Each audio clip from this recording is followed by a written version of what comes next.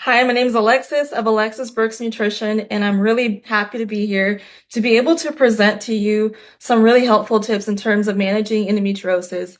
I myself live with endometriosis, so I know this disease really intimately, personally, and then also on a professional level at working as a registered dietitian who works in women's health. So I really want to talk about some key things that you can do in terms of nutrition that can impact your endo positively and help you to move through your days much easier. So when we think about endometriosis, we do have to think about the three pillars and the hallmarks of endometriosis. So it is a disease of inflammation. We also know that it is rooted in immune system dysfunction and hormone imbalance. So we have to make sure that when we are creating a plan for you, that we are addressing those three things. Otherwise, we're not really getting to the root. We're really just putting a Band-Aid on it and working around it. But we want to make sure we are tackling that in addition to other therapies and parts of the plan that can be helpful. So starting off with inflammation could be one of the most important things you could possibly do is to reduce the inflammation in the inflammatory load. This can actually mean things outside of food that can create inflammation in our bodies, such as stress or sleep deprivation. But I'm just going to focus on the nutrition part for this video. Okay, so when it comes to inflammation, things that we can make sure that we are adding in are foods that are anti-inflammatory, foods that are full of antioxidants, a ton of spices, just a variety of spices, whichever ones you enjoy. But the ones that we know that have a lot of anti-inflammatory properties are ginger and turmeric. Also adding in tons of berries, nuts and seeds, fatty fish particularly, because it does helps bring in omega-3 into our diet, which is anti-inflammatory. So that would be like salmon, mackerel, sardines.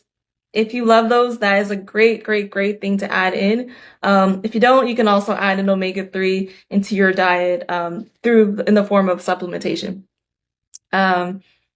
Also, so in terms of an anti-inflammatory is adding in general more plants into your diet. So that means fruits, that means adding a ton of vegetables. I recommend that your plate be half vegetables, non-starchy specifically. So we're talking about like a ton of leafy greens, also adding in a variety of colors because each color is tied to a specific antioxidant. So the more colors you get, the more antioxidants you'll also get, more variety going on there. So those are some top things that you can do to reduce inflammation. Keeping in mind that there are foods that are also inflammatory.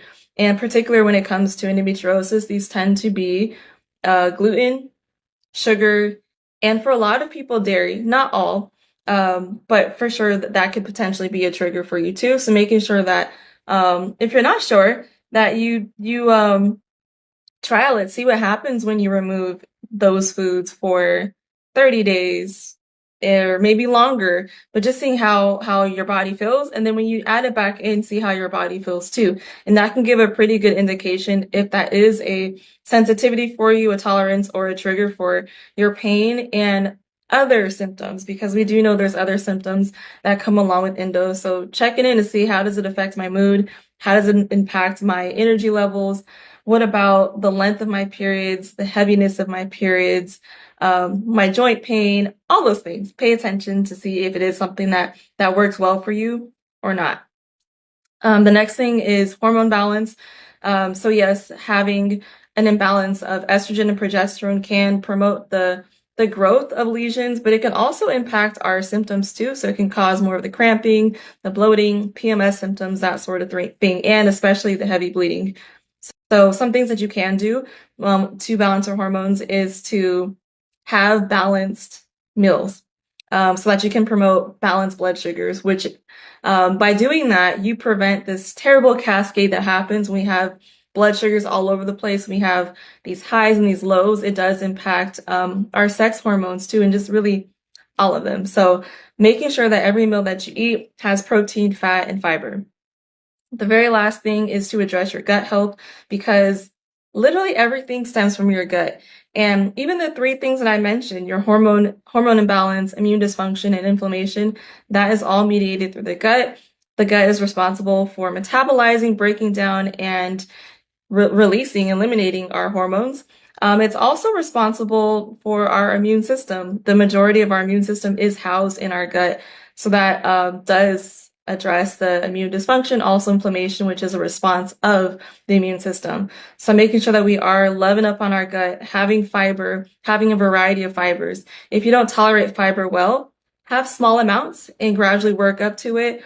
And something that I always recommend to all of my clients is to do some stool testing, because sometimes doing things like fiber and water and some things that we generally can tolerate for our gut, they may not work well if we're not actually getting to the foundation of what's going on. So a stool test can see if there's any parasites, bacterial imbalance, if there's any viruses, yeast, fungi, any of those things that might be living in the gut, or the presence of them in the amounts of them. So it can really help us to address what's going on deep down in the gut. But yes, some simple things we can do is to have the variety of fibers, drinking lots of water, and also taking it slow when we eat. Digestion starts in the mouth, so that means chewing really slowly, and that means even making sure that we're in a relaxed state to be able to digest properly. Okay, so those are some top things I have for you today. Hope that you learned something new about endo and what you can personally do to positively impact your endo. If you're looking for more information, you can visit my Instagram, my website at Alexis Brooks Nutrition. I'm Alexis Brooks Nutrition everywhere. So you can find me there. And feel free to ask me any questions that you have. I'm really happy to have been here with you today, and we will talk soon. Bye.